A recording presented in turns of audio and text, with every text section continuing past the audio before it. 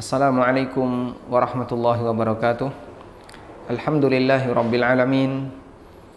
Wassalatu wassalamu ala ashrafil mursalin Nabiina wa maulana Muhammadin wa ala alihi wa sahbihi ajma'in. Wa ashhadu an la ilaha illallah wahdahu la syarikalah. Wa ashhadu anna Muhammadan abduhu wa rasuluh sallallahu alaihi wa ala alihi wa sahbihi wa sallama tasliman katsira. Alhamdulillah, kita bersyukur kepada Allah Subhanahu wa taala. Dialah zat yang memudahkan kita sehingga bisa melaksanakan berbagai macam rangkaian ibadah selama sekian hari di bulan Ramadan, dan kita berharap kepada Allah Subhanahu wa taala semoga Allah taala menerima setiap amal ketaatan yang kita lakukan. Dan sebagai informasi bahwasanya kajian kita di sore hari ini adalah kajian yang melanjutkan rutinitas kita di Masjid Al-Marhamah Candi Gebang, Sleman, Yogyakarta, yang membahas kitab Umdatul Ahkam dan sampai di bab masalah zakat. Sehingga terlebih dahulu kita sampaikan selamat datang kepada para jamaah Masjid Al-Marhamah, selamat datang bergabung di fanpage Aminur Baiz maupun di YouTube channel Aminur Baiz. Dan insya Allah di kesempatan kali ini kita akan membaca hadis dari Ibnu Abbas radhiyallahu anhuma, hadis yang ke-182 menurut menurut penomoran di buku saya, atau di nomor yang berbeda menurut cetakan yang dimiliki oleh Bapak Ibu. Silakan dibuka hadis dari Ibnu Abbas yang bercerita tentang Nabi SAW mengutus sahabat Mu'ad bin Jabal ke Yaman. Dari Abdullah bin Abbas radhiyallahu anhuma, beliau menceritakan, qala Rasulullah sallallahu alaihi wasallam li Mu'ad bin Jabalin. Rasulullah sallallahu alaihi wasallam pernah berpesan kepada Mu'ad bin Jabal hina ba'athahu ilal Yaman, ketika beliau mengutus Mu'ad ke Yaman. Ngapain Nabi SAW mengutus Mu'ad ke Yaman? Tentu jawabannya adalah dalam rangka untuk menyampaikan dakwah Islam.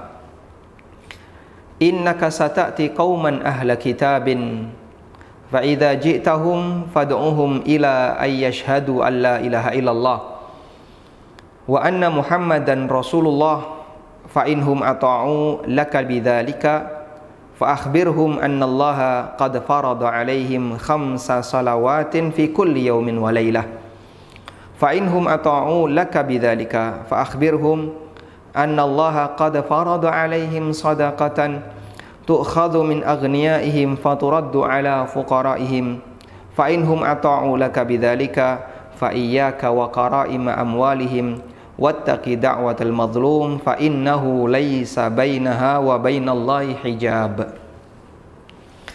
Ketika Nabi sallallahu alaihi wasallam mengutus Mu'ad ke Yaman, Rasulullah sallallahu alaihi wasallam berpesan kepada Mu'ad, innaka sata'ti qauman ahli kitab. Kamu akan mendatangi sekelompok kaum ahlul kitab. Yang dimaksud di sini adalah Nasrani. Karena mayoritas penduduk Yaman ketika itu beragama Nasrani dan sebagiannya beragama Yahudi, dan sebagian mereka beragama musyrikin, beragama paganisme, menyembah berhala. Pengaruh besar kenapa Nasrani mayoritas di sana adalah karena kehadiran orang-orang Habasyah dari negeri Ethiopia, dari orang-orang Habasyah dari negeri Ethiopia yang mendakwai agama Nasrani di Yaman, dan itu cukup berkembang terutama ketika dipimpin oleh Abroha, sampai akhirnya terjadilah peristiwa seperti yang sering kita dengar dalam sejarah, yaitu adanya penyerangan Ka'bah Al-Musyarrafah, namun Allah Subhanahu wa taala binasakan pasukan Abraha sebelum berhasil menguasai kota Mekah. Singkat cerita, agama Nasrani cukup berkembang di Yaman, dan agama ini menjadi besar di Yaman.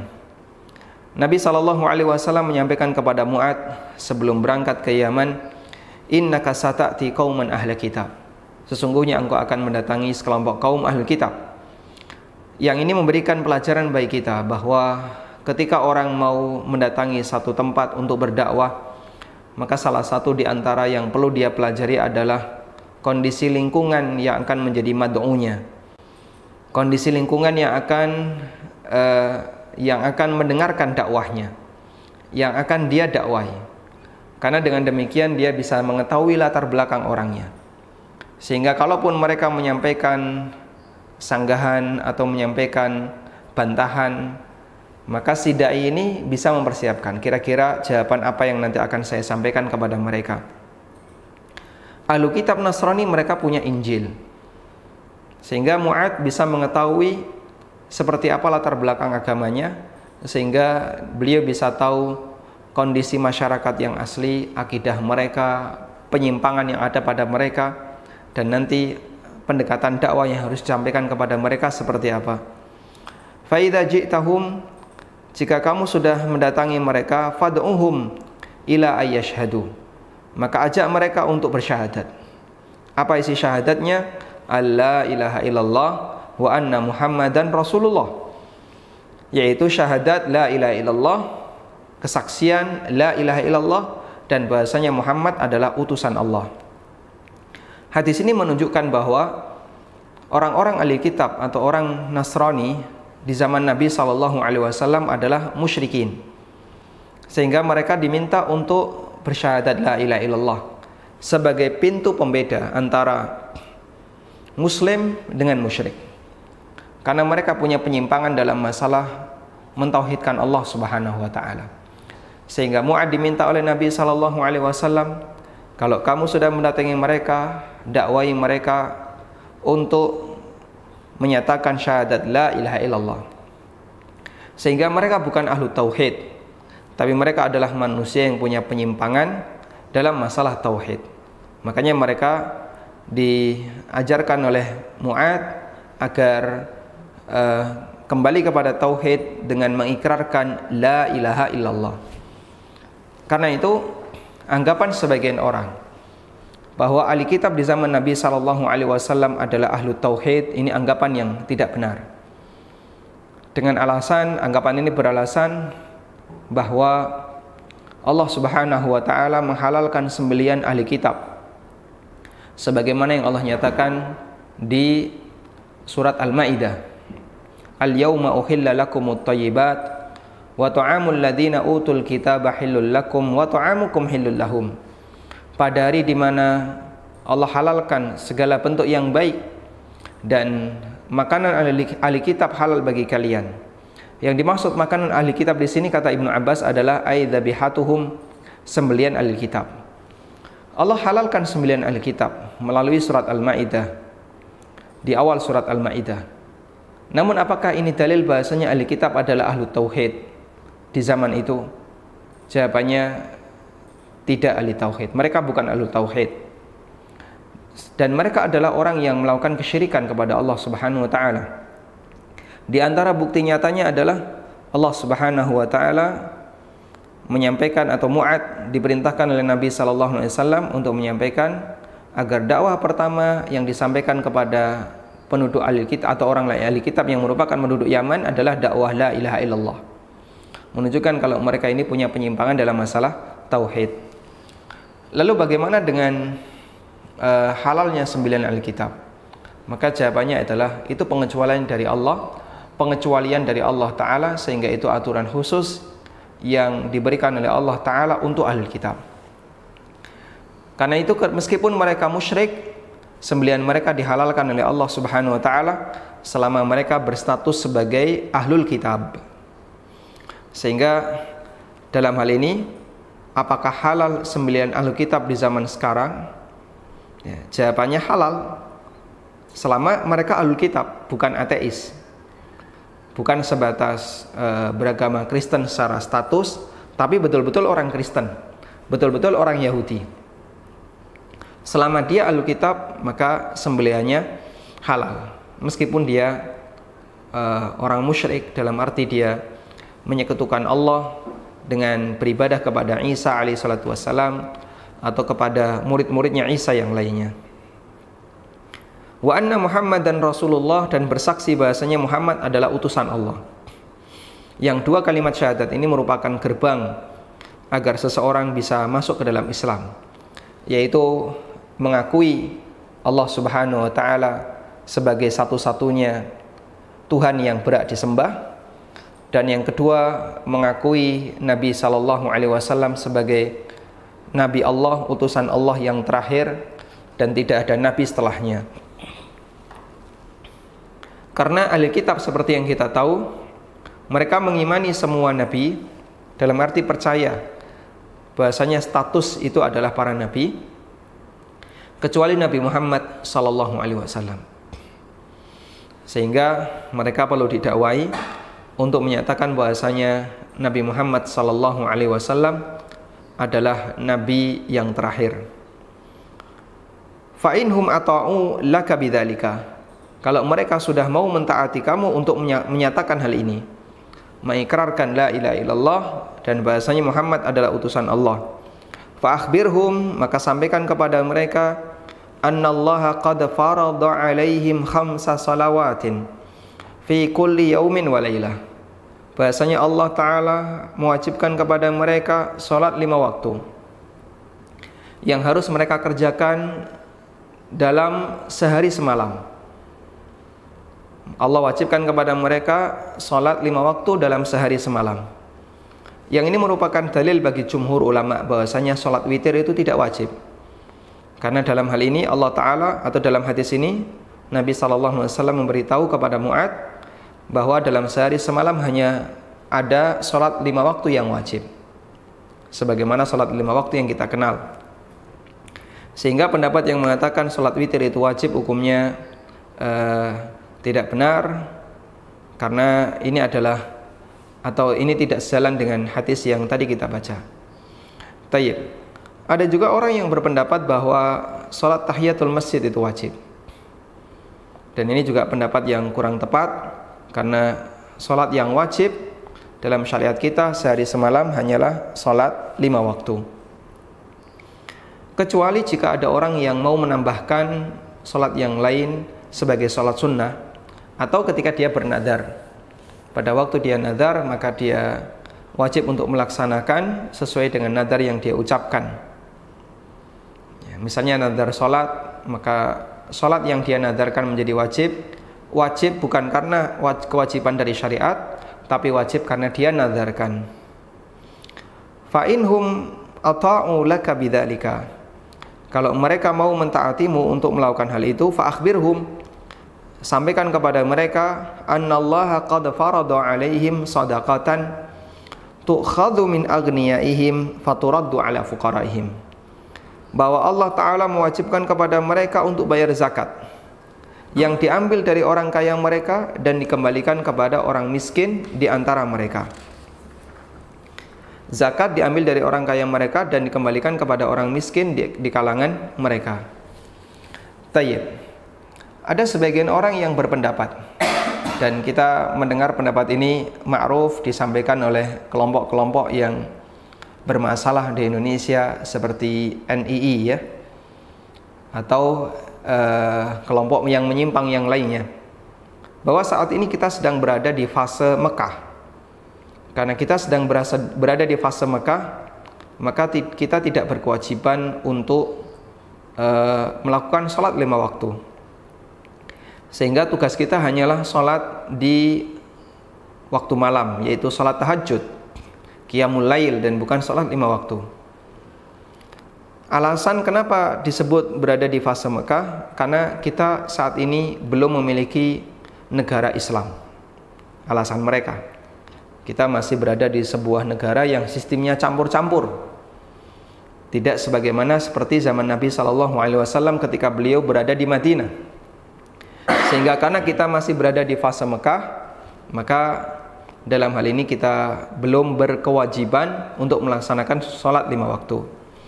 Hadis ini bisa kita jadikan sebagai bantahan untuk menunjukkan pendapat ini, untuk menunjukkan bahasanya pendapat ini adalah pendapat yang menyimpang. Mu'ad bin Jabal ketika dakwah di Yaman, Nabi SAW perintahkan kamu kalau sudah ketemu ahlul kitab, sampaikan kepada mereka bahwasanya mereka harus masuk Islam dengan mengikrarkan 2 kalimat syahadat. Setelah mereka mau mengikrarkan itu, sampaikan kepada mereka kalau Allah wajibkan kepada mereka sholat 5 waktu. Apakah Yaman ketika itu sudah menjadi negara Islam? Jawabannya belum. Dalam arti mayoritas penduduknya masih beragama Nasrani. Tapi siapa yang sudah menyatakan syahadatain, dia wajib untuk mengerjakan sholat 5 waktu. Dan kalau mereka sudah mengerjakan sholat 5 waktu, sampaikan kepada mereka bahwa Allah Ta'ala mewajibkan untuk bayar zakat. Diambil dari orang kaya mereka dan dikembalikan kepada orang miskin mereka. Artinya, meskipun tidak ada negara Islam ya, ketika itu di Yaman, atau orang tinggal di negara yang mayoritas penduduknya adalah non-muslim, dia terikat dengan setiap syariat yang mampu dia kerjakan. Misalnya sholat 5 waktu mampu dia kerjakan, bayar zakat bisa nggak dia kerjakan? Bisa. Caranya gimana? Kalau dia nggak bisa bayar di negeri kafir, maka dia bisa kirimkan zakat itu ke negeri muslim. Orang yang tinggal misalnya di sebuah daerah yang mayoritas kafir, mungkin yang Islam cuma dia seorang.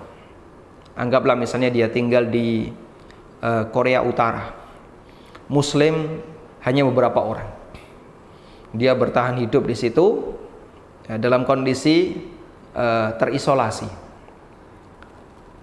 Sehingga ketika dia memiliki harta, dia berkewajiban untuk bayar zakat. Nggak bisa bayar zakat di sana, maka dia bisa salurkan zakat itu keluar. Dia serahkan kepada kaum muslimin yang tidak mampu di negeri muslim. Kemudian Nabi SAW mengatakan, tu'khadhu min aghniyaihim faturaddu ala fuqaraihim. Zakat itu diambil dari orang kaya dan dikembalikan kepada orang miskin. Zakat itu diambil dari orang kaya dan dikembalikan kepada orang miskin. Maka ini menunjukkan bahasanya zakat itu adalah hak orang miskin, bukan lagi hak orang kaya. Sehingga ketika ada orang yang memiliki harta senilai 1 nisab, 85 gram emas, anggap misalnya 1 gram emas adalah 800.000, berarti kurang lebih nilainya berapa? Anggaplah 65 juta. Maka kalau ada orang yang punya tabungan 65 juta, dia berkewajiban untuk bayar zakat. Dia berkewajiban untuk bayar zakat, yang kewajiban itu terutang bagi dia, dan itu merupakan haknya orang fakir miskin atau para mustahik zakat yang lainnya. Karena itu pada saat dia mengeluarkan zakat, dia tidak boleh mengendalikannya. Dalam arti begini, ini zakat saya mau saya wujudkan dalam bentuk sembako, atau saya wujudkan dalam bentuk APD. Kan terserah saya, mau saya salurkan kemana terserah saya. Mau saya wujudkan dalam bentuk sembako, dalam bentuk apa terserah saya. Ini nggak benar ya, karena zakat itu milik orang miskin. Sehingga harta yang mau Anda keluarkan sebagai zakat itu bukan milik Anda, bukan milik orang kaya, tapi milik orang miskin. Karena itu kita tidak boleh mengatur. Termasuk juga kita tidak boleh mengembangkannya. Zakat ini mau saya investasikan. Nanti kalau sudah berkembang dalam jumlah yang cukup banyak, hasilnya untuk sebuah usaha, hasilnya saya berikan kepada fakir miskin. Tidak boleh kayak gitu. Jadi serahkan kepada mereka sebagai zakat. Tidak boleh kita kembangkan, tidak boleh kita investasi, atau tidak boleh dikembangkan oleh orang kaya, oleh muzaki, atau diinvestasikan oleh muzaki. Nanti hasilnya diserahkan kepada orang miskin. Tidak boleh seperti ini, karena ini adalah hak orang miskin. Nah, kalau misalnya Anda punya gagasan, punya ide, saya mau buka unit usaha agar nanti usaha yang produktif ini hasilnya bisa saya manfaatkan untuk kepentingan masyarakat, terutama yang miskin. Ini ide yang bagus, silahkan. Berarti yang Anda lakukan bukan zakat, tapi wakaf. Tapi wakaf. Nah, kita sarankan seperti ini. Anda tidak perlu memulai dengan dana wakaf untuk buat usaha, tapi silahkan kembangkan usaha yang ada. Lalu buka cabang. Misalnya Anda punya sebuah usaha, apa misalnya, bisnis kuliner. Berhasil membuat satu cabang. Atau belum ada cabang ya. Berhasil membuat satu unit bisnis kuliner. Laris. Lalu Anda buka cabang yang kedua. Laris. Anda buka cabang yang lain, laris. Sudah? Yang kita sarankan, Anda jangan keluarkan duit. Ini duit, saya mau buka sebuah usaha, saya wakafkan duit ini, saya mau buka usaha. Nah, karena mungkin ini beresiko. Tapi Anda silahkan kembangkan usaha Anda yang sudah established tadi, buka cabang yang baru, sesuai dengan perhitungan yang Anda miliki, sehingga dia bagus untuk dikembangkan. Begitu dia berkembang, udah, ini saya lepaskan. Saya lepaskan, ini bukan jadi milik saya wakafkan. Nah, dia sudah established. Sehingga jangan dikasih bibit untuk diserahkan kepada nadir wakaf agar nanti dikembangkan agar nanti ditanam, agar bisa tumbuh. Karena mungkin nadir tidak punya pengalaman di sana. Kalau nadir Anda kasih bibit, dia nanam di tanah yang nggak cocok, mungkin nggak tumbuh, mati. Tapi Anda tumbuhkan bibit itu dulu. Saya punya bibit dan saya tahu gimana cara menumbuhkannya yang bagus. Anda tumbuhkan dulu. Setelah tumbuh, baru Anda serahkan ke orang lain. Anda wakafkan. Anda tunjuk nadir, silahkan ini dikelola. Ini sudah bagus, silahkan dikelola. Tapi kalau dia dikasih bibit, silahkan kamu tumbuhkan. Ini saya wakaf bibit. Nah, mungkin baru berjalan sekian bulan karena nggak berpengalaman, akhirnya malah gagal. Sehingga kalau kita ingin membuat satu unit bisnis yang produktif, yang nantinya hasilnya bisa kita manfaatkan untuk fakir miskin, ini satu ide yang bagus. Tapi kami sarankan kembangkan dulu sehingga dia bisa berjalan dengan established. Selanjutnya Anda bisa potong sebagai, bukan lagi kepemilikan Anda. Saya potong unit bisnis ini, bukan lagi milik saya, tapi ini saya wakafkan untuk kepentingan umat. Selanjutnya Anda tinggal nunjuk seorang nadhir yang dia fungsinya menjalankan atau mengelola unit usaha ini. Baik, kembali lagi ke masalah zakat. Dalam masalah zakat, Anda tidak punya wewenang apapun, kita tidak punya wewenang apapun untuk berkreasi, karena zakat telah diatur oleh Allah Subhanahu wa Ta'ala. Dan para ulama mengatakan ada 3 hal yang diatur oleh Allah Ta'ala, tidak diserahkan kepada Nabi SAW maupun manusia yang lainnya. Yang pertama adalah pembagian warisan, yang kedua pembagian ghanimah, dan yang ketiga pembagian atau masalah zakat. Warisan, ghanimah, harta rampasan perang, dan zakat. Sehingga kita tidak punya peluang dan andil dalam masalah ini untuk membuat kreasi. Misalnya Anda buat cara zakat yang baru, itu tidak bisa. Kenapa? Karena Allah Subhanahu wa Ta'ala telah mengatur masalah zakat. Tayyib. Kemudian Nabi SAW mengingatkan kepada Mu'adz bin Jabal, wa iyyaka wa qara'ima amwalihim wattaqi da'watal mazlum fa innahu laisa bainaha wa bainallahi hijab. Dan hati-hati, jangan mengambil harta yang paling bagus. Takutlah kamu kepada doanya orang yang dizalimi. Maksudnya begini.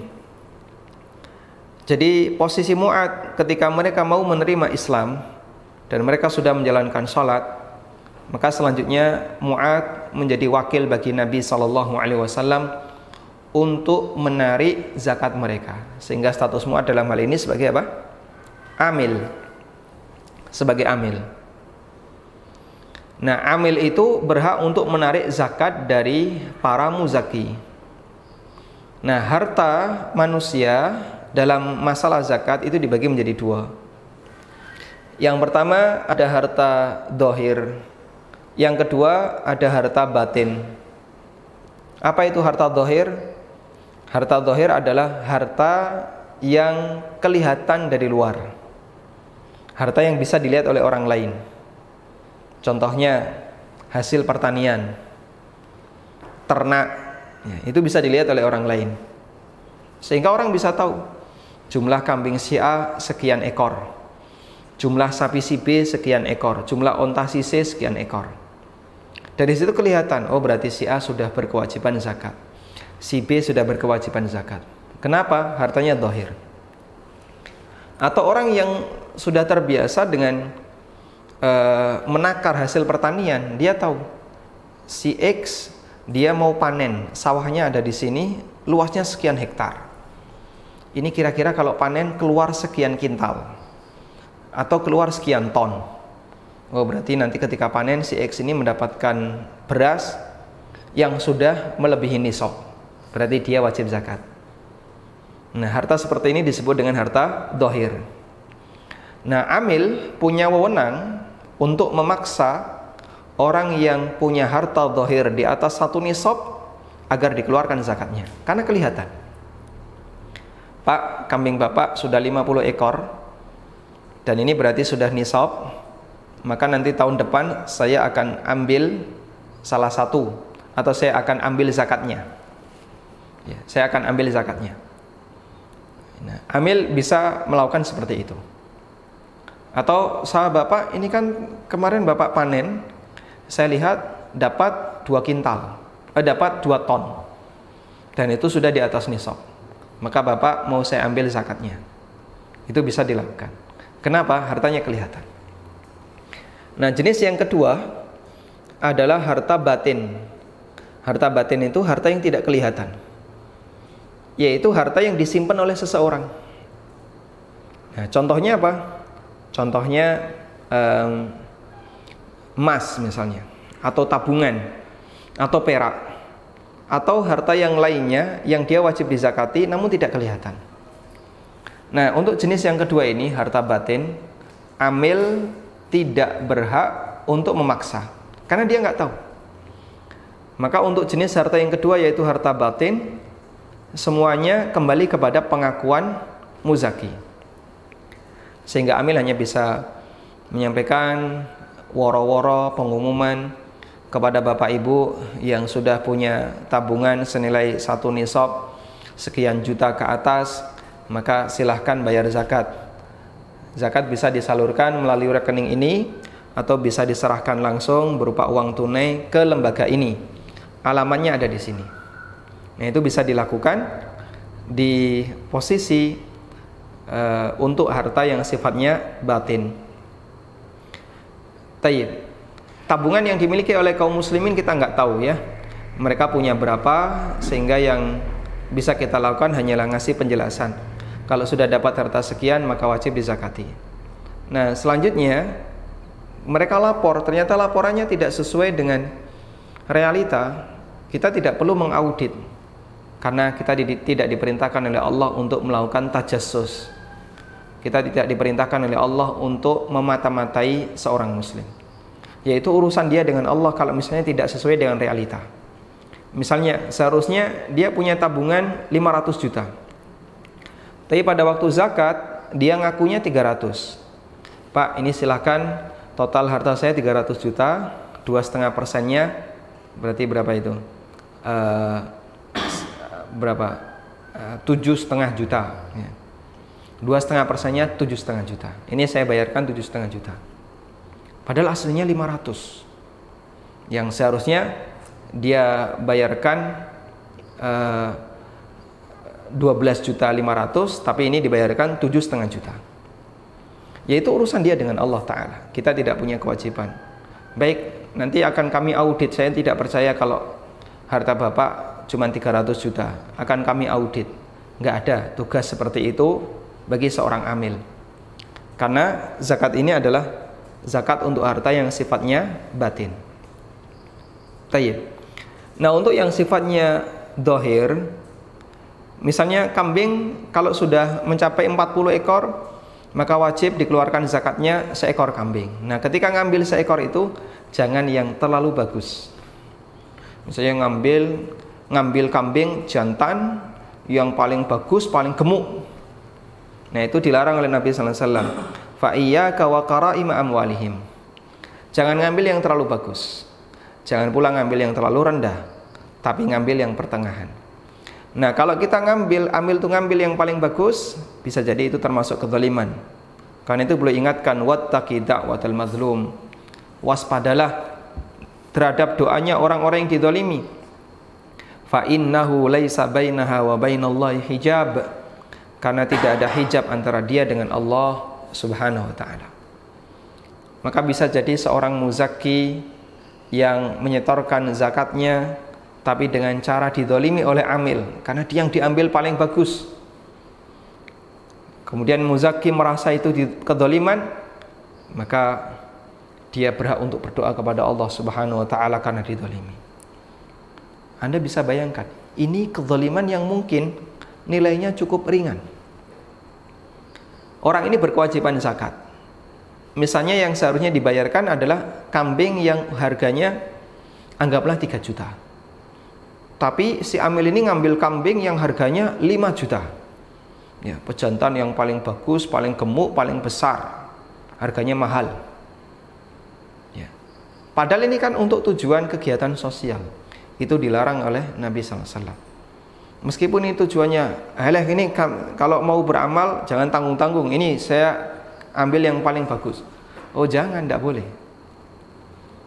Apalagi yang sifatnya bukan untuk kepentingan sosial. Maka waspada, jangan sampai kita mengambil hak orang lain dengan alasan yang tidak dibenarkan. Kalaupun ini bisa jadi kita menang di dunia, ingat belum tentu kita menang di akhirat. Dan waspada dengan doanya orang-orang yang dizalimi, karena doanya orang yang dizalimi adalah doa yang mustajab. Wallahu ta'ala alam. Mungkin itu yang bisa kita sampaikan sebagai pengantar. Dan selanjutnya, bagi Bapak Ibu jamaah Masjid Al-Marhamah maupun pemirsa yang lainnya yang ingin bergabung untuk menyampaikan sesuatu, bisa menghubungi di layanan line telepon di nomor 0812 2444 3344 0812 2444 3344. Baik. Wallahu ta'ala alam wa sallallahu ala nabiyyina Muhammadin wa ala alihi wa sahbihi wa sallam wa akhiru da'wana alhamdulillahi rabbil alamin. Baik. Sambil menunggu barangkali ada jamaah yang mau menyampaikan, kami bacakan beberapa pertanyaan.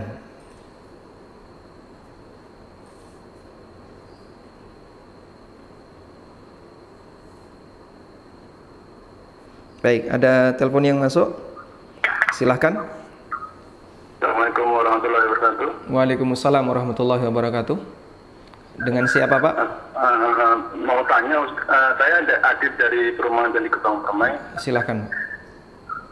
Ustaz mau tanya, untuk zakat itu tadi, yang zakat mal itu apakah harus berupa uang atau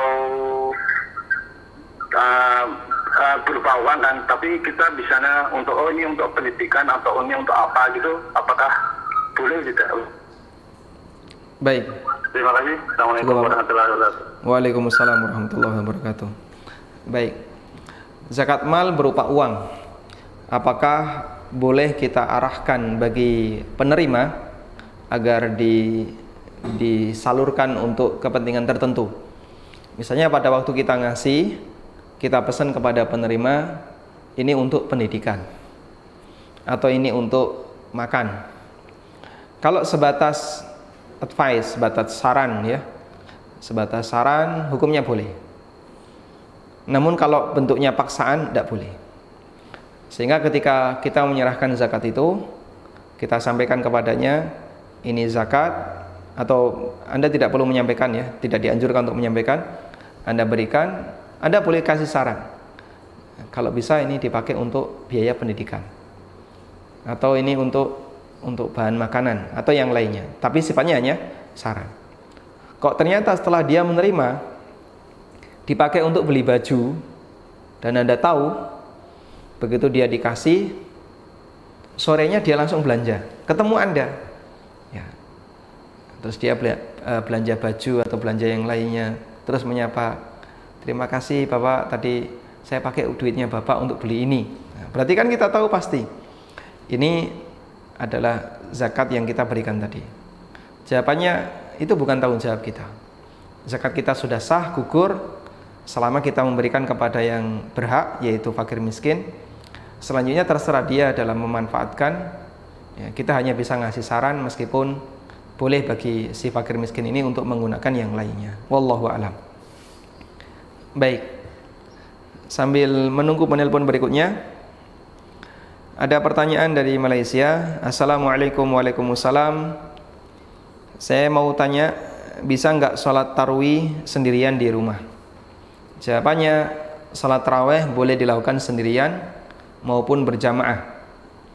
Dan seperti yang kita tahu, Nabi SAW melaksanakan sholat tarawih berjamaah bersama para sahabat itu hanya di 3 kesempatan ya, hanya di 3 malam. Berarti sebelumnya tidak ada sholat tarawih berjamaah bersama para sahabat, dan di masa Abu Bakar juga nggak ada. Baru kemudian dihidupkan lagi di masa Umar bin Khattab radhiyallahu anhu. Karena itu tidak masalah salat tarawih sendirian, baik di rumah maupun di yang lainnya. Wallahu a'lam. Baik, silahkan, dengan siapa di mana? Halo, Assalamualaikum. Waalaikumsalam warahmatullahi. Dari Agus di Bekasi, Pak. Ya, silakan Pak Agus. Iya. Saya mau nanya nih, Pak. Assalamualaikum, Pak Ustadz. Waalaikumsalam warahmatullahi. Silakan Pak Agus. Mau nanya, Pak, saya ini usaha sama temen nyuplai plastik ke suatu perusahaan. Nah. Kita beli plastik dari pabrik plastik, kita stok, terus kita sesuai permintaan kita kirim.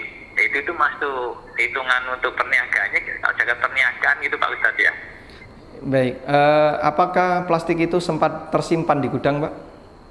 Iya, kita simpan dulu. Kadang kan kita minim order 200 kilo, tapi di order hanya 50, berarti 150 kita simpan, nunggu diambil lagi gitu Pak. Baik, baik. Cukup Bapak? Iya, gitu aja. Terima kasih. Kita kalau itu zakatnya gimana cara ngitungnya gitu Pak Ustadz? Baik, oke Pak. Ya, terima kasih. Terima kasih Pak. Baik, Anda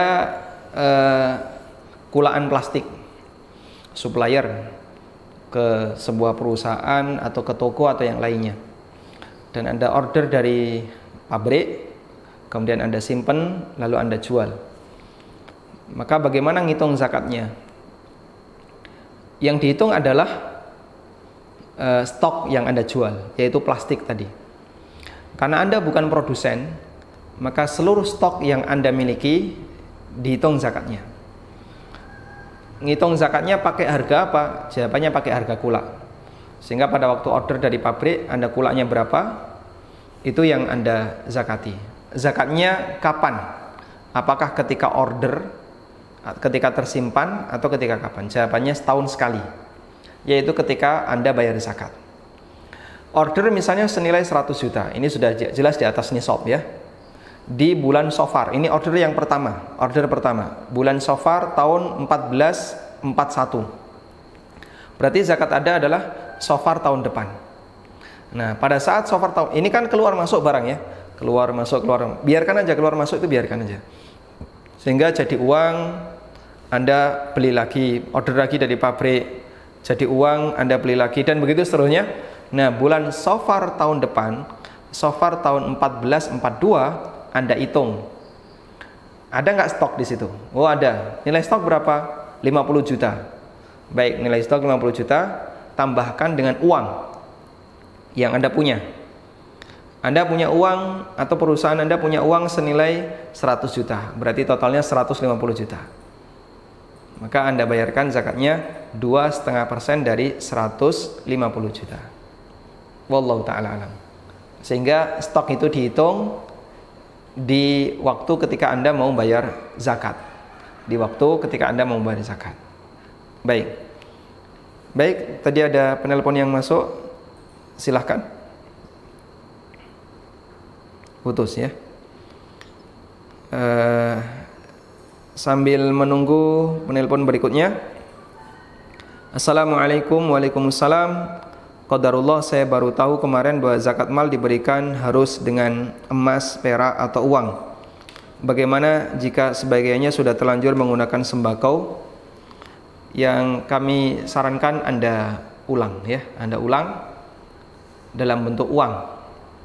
Sehingga kemarin yang diwujudkan dalam bentuk sembako itu nilainya berapa? Ya, Anda ganti dalam bentuk uang dan serahkan dalam bentuk uang. Karena zakat mal harus diberikan dalam bentuk mal, tidak diberikan dalam bentuk bahan makanan. Kecuali jika tidak memungkinkan untuk diberikan dalam bentuk mal. Nah, misalnya ada satu daerah tertentu dia sangat butuh sembako. Nah, dan di situ kalaupun dikasih uang mereka nggak bisa membelanjakannya karena tidak ada toko yang jual sembako. Maka Anda bisa serahkan zakat ke mereka dalam bentuk apa yang dibutuhkan oleh mereka. Sebagaimana dulu pernah kita sampaikan fatwa yang disampaikan oleh Lajnah ketika menjelaskan tentang zakat yang mau disalurkan ke Afgan. Zakat itu diwujudkan dalam bentuk perlengkapan musim dingin. Karena di sana kalau dikasih uang, fakir miskin itu kesulitan untuk membeli bahan-bahan yang mereka butuhkan untuk perlengkapan musim dingin. Wallahu ta'ala alam. Baik. Dan untuk di Indonesia masih cukup longgar ketika zakat itu dibayarkan dalam bentuk uang. Sehingga ketika Anda kasihkan kepada fakir miskin dalam bentuk uang, dia bisa gunakan sesuai dengan kebutuhannya. Sambil menunggu penelpon berikutnya, kita baca pertanyaan. Jika harta warisan belum dibagikan setelah setahun dan sampai nisab, apakah dizakati? Wallahu alam, saya tidak tahu. Fanadhiratun ila maisarah. Coba nanti saya pelajari lagi tentang masalah ini. Mohon dikasih waktu tunda untuk mempelajarinya.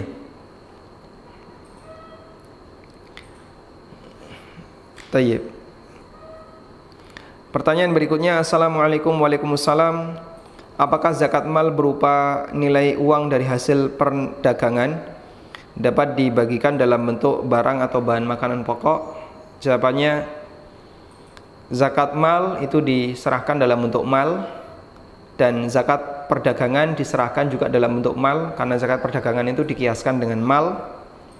Meskipun ada sebagian ulama yang membolehkan zakat perdagangan diserahkan dalam bentuk objek dagang. Misalnya bakul tempe, penjual tempe, zakatnya diserahkan dalam bentuk tempe. Ulama beda pendapat dalam masalah ini. Namun pendapat yang lebih kuat adalah diserahkan dalam bentuk uang. Karena zakat perniagaan itu kiasnya ke mal. Apakah persentase pembagiannya boleh lebih besar untuk saudara yang miskin? Jawabannya boleh, bahkan boleh juga Anda serahkan ke satu orang miskin. Saudara misalnya. Anda mengeluarkan zakat senilai 5 juta. Anda cuma berikan kepada satu orang, si A saja, miskin dan dia keluarga. Hukumnya boleh, tidak harus merata ke banyak orang. Wallahu ta'ala alam. Baik.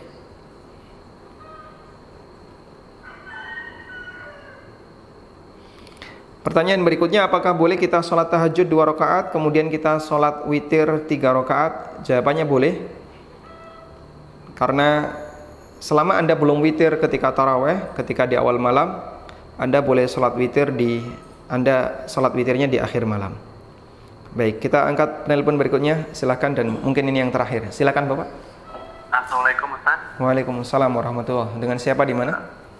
Dengan Rizky di Jambi. Silakan Pak Rizky. Mau tanya Ustaz, kalau untuk tanah yang digunakan apakah masuk zakat gitu. Tanah yang diapakan, Pak? Tanah yang tidak digunakan, misal punya lahan, tapi lahan itu mau dijual gitu, tapi apakah misalnya nggak laku-laku selama 5 tahun 10 tahun, apakah kena zakat setiap tahunnya? Baik, itu tanah hasil warisan atau tanah hasil membeli? Tanah hasil membeli. Membeli. Niatnya dulu waktu membeli untuk? Gimana, Ustaz? Waktu membeli niatnya untuk diapakan? Niatnya untuk diolah, tapi sekarang niatnya berubah lagi untuk dijual gitu. Baik. Baik, cukup Bapak? Ya cukup, terima kasih Ustaz. Barakallahu. Waalaikumsalam barakallahu. Nah. Baik. Jadi tanah itu bukan termasuk mal yang wajib dizakati pada asalnya, kecuali jika dia dijadikan sebagai barang dagangan. Nah, ketentuan sebuah harta bisa menjadi barang dagangan adalah pada waktu harta itu dibeli, pada waktu barang itu dibeli, niatnya dari awal mau diperdagangkan. Misalnya ada orang yang dagang mobil, sehingga dia beli mobil itu kulak, dan nanti akan dia jual lagi pada waktu dia pada waktu dia dapat keuntungan, sehingga jualnya itu bukan karena bosan, bukan karena apa, tapi karena ini peluangnya dapat margin. Karena itu dalam masalah ini, wallahu ta'ala alam, untuk pertanyaan yang tadi Anda sampaikan, Anda beli tanah tujuannya bukan untuk dijual, tapi untuk dikelola. Kemudian Anda berubah pikiran, tidak ingin mengelola tanah itu, lalu Anda menjualnya, meskipun sudah ditawarkan selama sekian tahun tidak laku, tanah ini tidak disebut oleh para ulama sebagai barang dagangan sebagaimana keterangan yang disampaikan oleh Imam Ibnu Utsaimin, karena itu tidak ada kewajiban zakat di sana. Wallahu taala alam, demikian kegiatan yang bisa kita lakukan, semoga bermanfaat. Terima kasih atas perhatiannya. Wassallallahu ala nabiyyina Muhammadin wa ala alihi wa sahbihi wasallam. Wa akhiru da'wana alhamdulillahi rabbil alamin. Wassalamualaikum warahmatullahi wabarakatuh. Subhanakallah.